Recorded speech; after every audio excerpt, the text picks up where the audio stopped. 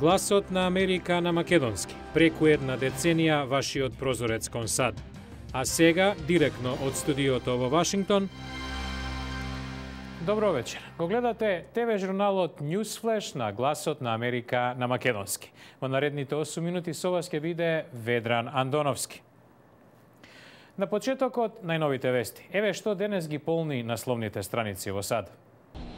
Кинескиот подпредседател Ши Џинпинг, политичарот за кого на широко се очекува да застане на чело на Комунистичката партија подоцна годинава, денес е на средби во Белата куќа со председателот Барак Обама и подпредседателот Џо Бајден, на кои според најавите ќе повика на градење на мерки на доверба меѓу двете земји. Најверојатни теми ќе бидат економските несогласувања, армиското засилување на обете страни, како и човековите права, меѓу што и серијата самозапалување на свештеници од Тибет. САД за ситуацијата во Сирија. Белата куќа соопшти дека разговара со партнерите од странство за најновиот предлог на Арапската лига за испраќање на заеднички мировни сили на Лигата и на Обединетите нации. Државната секретарка Хилари Клинтон најави соработка со сојузниците за олеснување на се поголемата хуманитарна криза во Сирија преку достава на најнеопходната помош за сирискиот народ. Технолошкиот гигант Apple најави дека независна трудова организација започнала инспекција во една од незините најголеми фабрики, Foxconn, во градот Шенжен во Кина, по наводите дека вработените таму не се третираат како што би требало. Минатиот месец New York Times објави напис според кој работниците работат во опасни услови и во долги смени. Во Foxconn ги негираат таквите тврдења.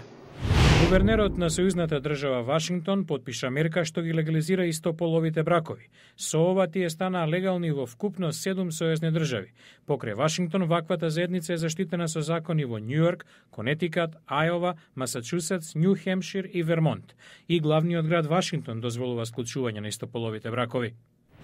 Од шоу бизнисот, акторот Ал Пачино е меѓу добитниците на националните медали за уметност, што ги додели председателот Обама на церемонија во Белата куќа.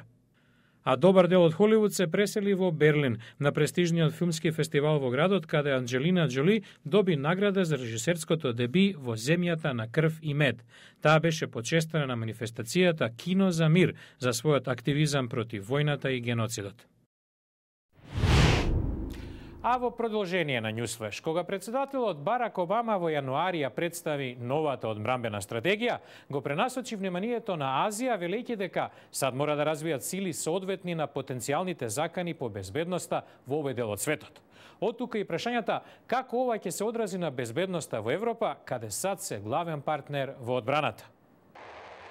Новиот командант на Американскиот армиски корпус во Европа е свесен дека дел од неговата работа ќе биде да го скрати бројот на борбените сили на половина. Новата одбранбена стратегија на председателот Обама предвидува повлекување на 2 од 4 борбени бригади стационирани во Европа.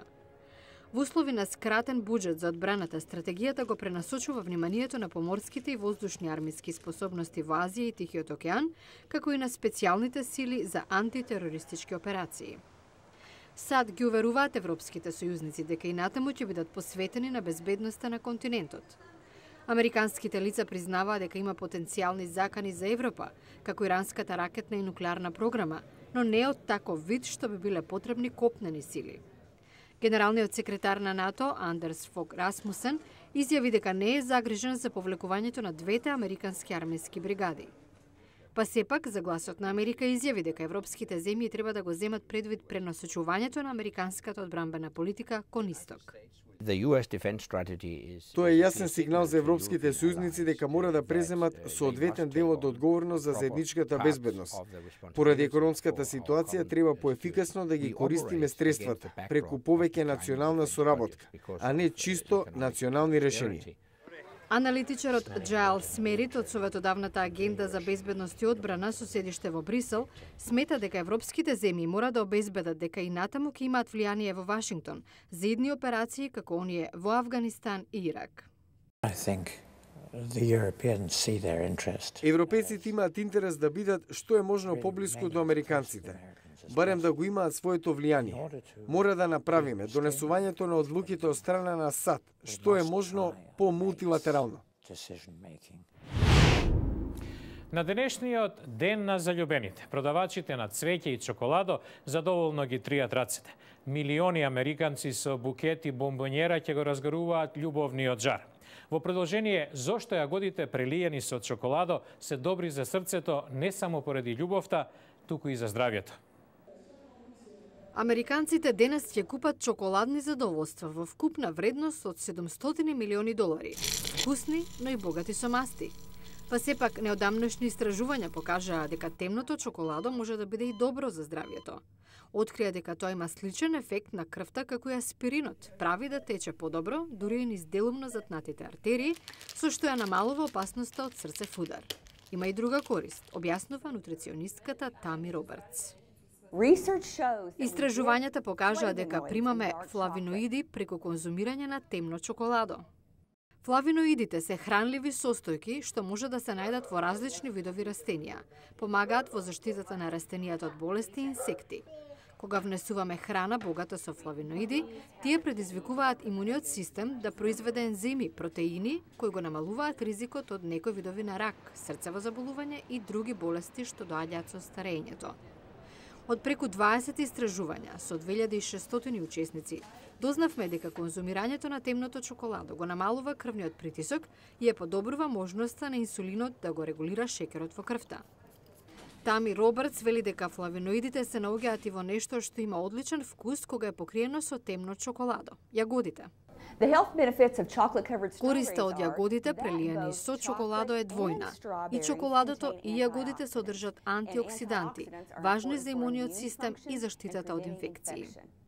Се разбира доколку конзумирањето е во умерени количини, а и само кога се работи за темно чоколадо. А утре во Newsflash ги има 9, а ќе биде избран 1. Кој годинава ќе добие Оскар за најдобар филм? Ви ги представуваме во утрешната емисија. Утре во Newsflash, а Оскарот за најдобар филм оди кај што се говори во Холивуд. Кој има неизгледни шанси годинава? Гледате во утрешната емисија.